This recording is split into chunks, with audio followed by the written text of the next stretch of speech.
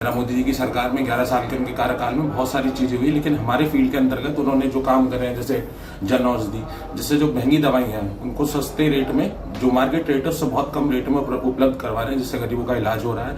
और भी जैसे आयुष्मान कार्ड के अंतर्गत उन्होंने 5 लाख रुपए तक का इलाज जो है फ्री है, जिसमें बहुत सारे लोग हैं जो अफोर्ड नहीं कर सकते इलाज, उस इलाज को अफोर्ड कर रहे हैं। तो मेरे हिसाब से गरीब लोगों को बड़ा आस है उनकी सरकार से, और वो उसको काम को पूरी तरीके से फुलफिल भी कर रहे हैं। ठीक है, अमीरों का इलाज हो सकता है, लेकिन गरीबों की जो मदद कर रहे हैं वो सराहनीय, उनका काम सराहनीय।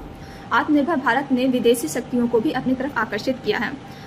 मेक इन इंडिया सामानों का निर्यात बढ़ा है और आयात में कमी हुई है। कई सारी विदेशी कंपनियों ने भारत देश का चयन किया है, यहाँ पे आकर के अपनी मशीनें, फैक्ट्रियाँ लगाना चाहती हैं, और इन सभी चीज़ों से हमारे देश की अर्थव्यवस्था सुधरती है और हमारे देश में रह रहे काम कर रहे लोगों को रोजगार भी प्राप्त होता है।